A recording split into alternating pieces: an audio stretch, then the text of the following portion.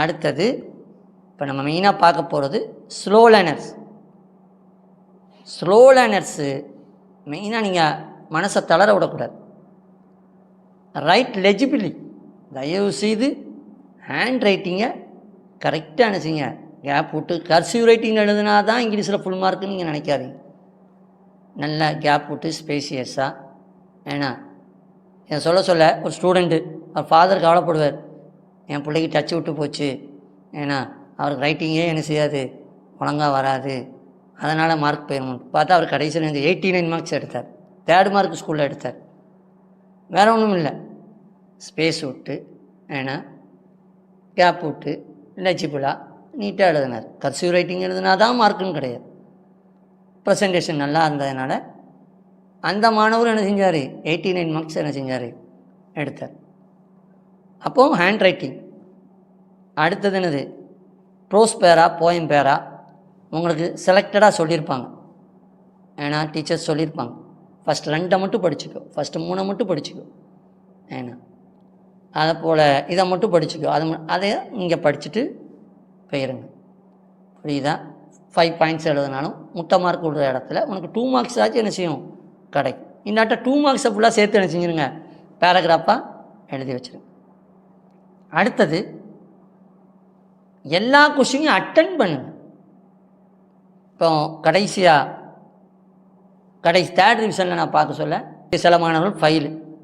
அப்போ நம்ம அந்த பேப்பரை அனலைசிஸ் பண்ணி பார்ப்போம், என்ன மிஸ்டேக் பண்ணியிருக்கான் அப்படின்ட்டு. அப்போ என்னுடைய குரு அடிக்கடி சொல்லுவாங்க, டாகை பற்றி கேட்டால் டாங்கியை பற்றி எழுதி வைங்க அப்படின்ட்டு. அந்த ஃபார்முலாவை அவன் அப்ளை பண்ணலை. ஏன்னா 25 மார்க் தான் அட்டன் பண்ணியிருக்கான், அவனை எப்படி பாஸ் ஆக முடியும்? 25 மார்க்ஸ் அட்டன் பண்ணியிருக்கான். 100 மார்க்ஸுக்கு ஏன்னா கொஸ்டின்னு சாய்ஸ்லாம் சேர்த்தா 140 வரைக்கும் வரும், 50 வரைக்கும் வரும். ஆனால் அவன் அட்டன் பண்ணிக்கிறது 25 மார்க்ஸு. அப்போ நம்ம எப்படி பாஸ் ஆக முடியும்? அப்போ அவன் என்ன செய்யணும், 100 மார்க்ஸ் அட்டன் பண்ணணும். ஏன்னா இன்னொரு ஸ்டூடெண்ட் பார்த்தா 22 மார்க்ஸ் எடுத்திருக்கார். அவர் எத்தனை மார்க் அட்டன் பண்ணியிருக்காருன்னு பார்த்தா 45 மார்க்ஸ் தான் அட்டன் பண்ணியிருக்கார். இன்னொரு ஸ்டூடெண்ட் பார்த்தா 35 மார்க்ஸ் எடுத்திருக்கார், அவர் 63 மார்க்ஸ் அட்டன் பண்ணியிருக்கார். இன்னொரு ஸ்டூடெண்ட் பார்த்தா 30 மார்க்ஸ் எடுத்திருக்கார், அவர் என்னவா 43 மார்க்ஸ் தான் அட்டன் பண்ணியிருக்கார். இன்னொரு ஸ்டூடெண்ட் பார்த்தா ஒன்லி 10 மார்க்ஸ், 10 மதிப்பெண் தான் எடுத்துக்கார், அவர் 23 மார்க்ஸ் தான் அட்டன் பண்ணியிருக்கார். அப்போ நீங்கள் பரீட்சை பேப்பரில் நீங்கள் ஃபுல்லாக 100 மார்க்ஸ் அட்டன் பண்ணால் தான் நம்ம அதுக்கு அது ஏதாச்சும் ஒரு மதிப்பெண் போடுறக்கூடிய வாய்ப்புகள் நமக்கு என்ன செய்யும், கிடைக்கும். போன தடவை நான் சிஇயாக இருந்தேன். இப்போ எங்கிட்ட ஒரு 30 மார்க்ஸ் ஒரு பேப்பர் வருது, அந்த பேப்பர் வேலிடேட் பண்ணவங்க தர்றாங்க, சார் 30 மார்க்ஸ் தான் சார் எடுத்திருக்காங்க, இன்னொரு 5 மார்க் குறையுது சார்.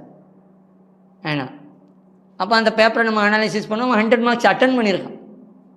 அப்போ நமக்கு அங்கிட்டு அவரை கிரேஸ் மார்க் கொடுக்கக்கூடிய ஒரு வாய்ப்பு நமக்கு அங்கே என்ன செய்யுது, அமையுது. சரி, இது ஒரு ரெலவெண்ட்டாக இருக்குது, சரி இதுக்கு ஒரு 1/2 மார்க் கொடு, இது கொஞ்சம் ரெலவெண்ட்டாக இருக்குது, இதுக்கு ஒரு 1/2 மார்க் 35 மார்க்ஸ் நம்மளால் போட முடிஞ்சிச்சு. 30 மார்க்ஸ் தான் அட்டன் பண்ணுறான், 25 மார்க்ஸ் தான் அட்டன் பண்ணால் நம்மளால் எப்படி பாஸ் பண்ண முடியும்? பேப்பரை வேல்யூ பண்ணுறாங்கனால எப்படி அவங்களால பாஸ் பண்ண முடியும்? அதனால் ஆன்சர் ஆல் த கொஸ்டின்ஸ், எல்லா கொஸ்டின்ஸையும் நீங்கள் என்ன செஞ்சுருங்க, அட்டன் பண்ணிடுங்க. போயம் அப்ரிசியேஷன் கொஸ்டின் கேட்குறான், போயம் லைன்ஸை ஆன்சராக எழுதி வைங்க. ஒரு பையன் போயம் கொஸ்டினை ஃபுல்லாக எழுதி வச்சுருக்கான், கொஸ்டினை ஃபுல்லாக எழுதி வச்சுக்கிறான், அந்த போயம் வரிய ஆன்சரை என்ன செய்யலாம், எழுதி வைக்கலாம். அப்புறம் ஸ்லோ லேர்னர்ஸ் பார்க்க சொல்ல கொஸ்டின் நம்பர் 28 ஸ்ட்ரைட் அடிக்கடி நமக்கு சொல்லியாச்சு, கோ ஸ்ட்ரைட். அதில் ஸ்பெல்லிங் மிஸ்டேக், STRAIGHT, அதில் ஏகப்பட்ட ஸ்பெல்லிங் மிஸ்டேக். அதனால் கொஸ்டின் நம்பர் 28 கொஸ்டின் நம்பர் மாறாது, நம்ம சாலிடாக 2 மார்க்ஸ் எடுத்துடலாம். இப்போ அதில் ஸ்பெல்லிங் மிஸ்டேக் விட்டால் அப்போ அதில் ஒரு மதிப்பெண் என்ன செஞ்சிருது, குறைஞ்சிருது. இப்போ டேன் லெஃப்ட்டு உனக்கு கஷ்டமாக இருந்தால் டேக் லெஃப்ட்டுன்னு போடு, TAKE போடு. அப்போ அதில் நம்ம 2 மார்க்ஸ் எடுக்கணும்.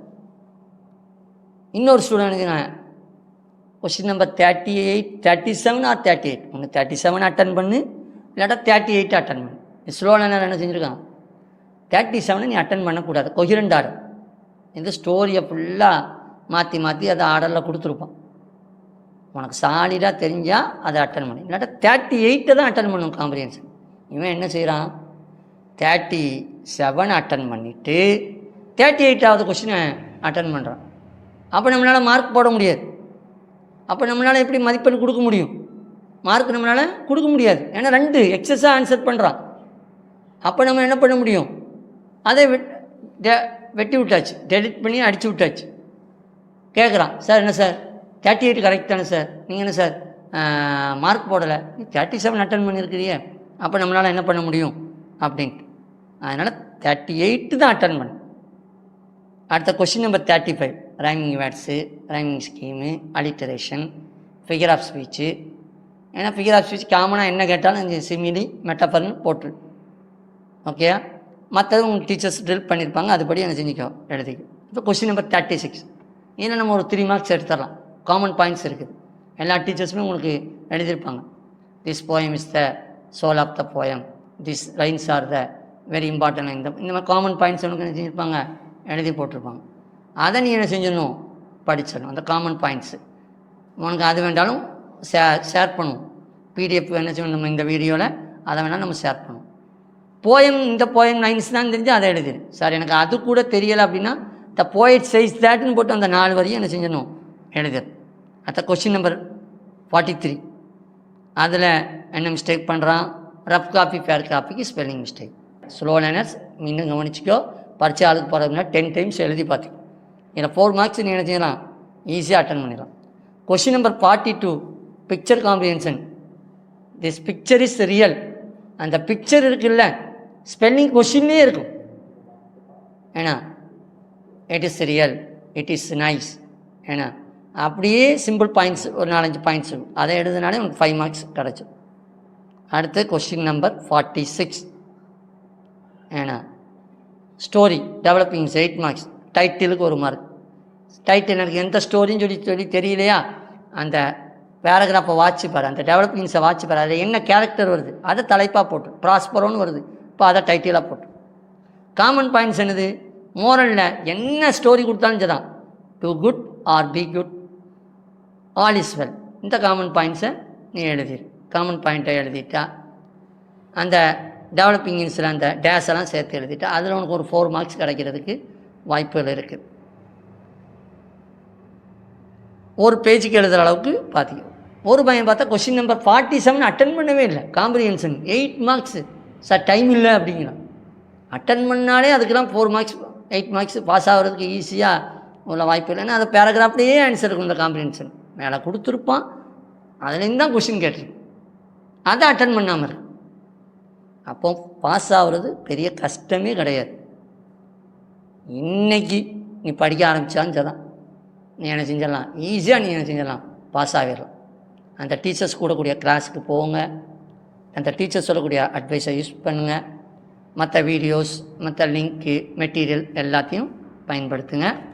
கண்டிப்பாக இந்த சஜஷன்ஸ்லாம் நீங்கள் ஃபாலோ பண்ணால் கண்டிப்பாக நீங்கள் 3rd ரிவிஷன் எடுத்த மார்க்கிலிருந்து உங்களுக்கு 10 to 20 மார்க்ஸ் கண்டிப்பாக என்ன செய்யும், இம்ப்ரூவ் ஆகிறதுக்குள்ள வாய்ப்புகள் என்ன செய்யும் இருக்கும்.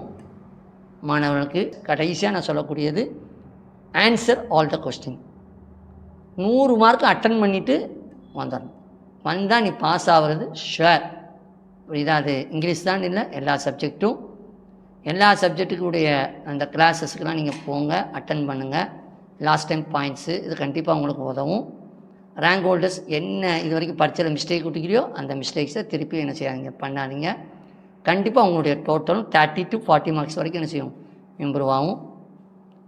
அனைத்து மாணவர்களும் நல்ல மதிப்பெண் பெற்று உங்களுடைய பெற்றோர்களுக்கும் உங்களுடைய பள்ளிக்கும் உங்களுடைய ஆசிரியர்களுக்கும் நல்ல பேரை வாங்கி கொடுக்கறதுக்கு மனமாற வாழ்த்துகின்றேன். Wish you all the best. May God bless you. சாந்தியும் சமாதானமும் நம் அனைவரின் மீதும் என்றென்றும் நிலவட்டுமாக.